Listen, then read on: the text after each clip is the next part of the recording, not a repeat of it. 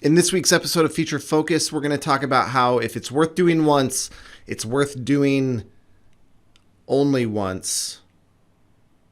Save your work so you don't have to do it again. Welcome to this week's episode.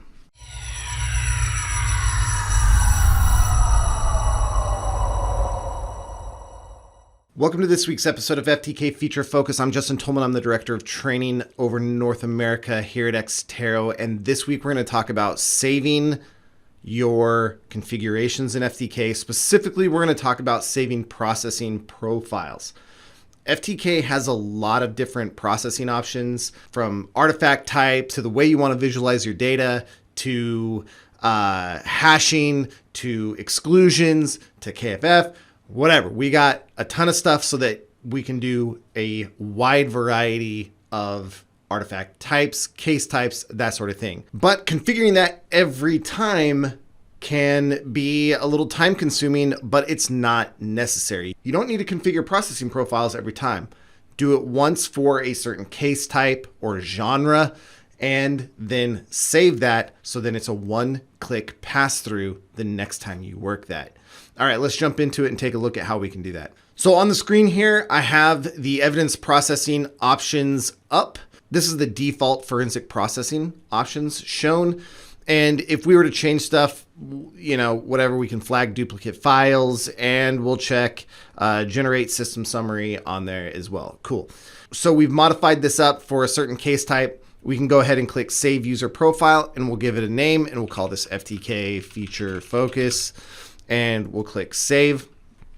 And there it is for you, saved right there. It shows that it's there. Cool. So we would go ahead and we would process our case. Now we'll close this down. We'll close down FTK and we'll reopen it. Okay, with it opened up, we go to Case and New. And we drop down here and we see FTK Feature Focus. We would give our case a name, of course, and we would just hit OK. It's that quick. For every case going forward, I don't need to reconfigure that or look at it. For every case type that matches this one, I don't have to go through and reconfigure that. So if you work for a bigger organization and you want to distribute processing profiles to multiple people so that everybody is analyzing the same way every time, if that's a thing that you want to do, then you can build this once, save it, export it out, and share it amongst your organization, and you're set to go. One-click pass-through every time you get a case. So let's take a look at how you can export these out and share them. So we'll cancel out of that. We're going to go up to the Manage menu, and we see Evidence Processing Profiles. We will select our FTK Feature Focus, and we can simply export that out. We'll just save it to the desktop because I'm not going to keep it past this video. And it saves out as an XML. We just click Save, and it'll drop out here on the desktop right here. That can be emailed, put on a shared drive, whatever the case may be, however you want to do it.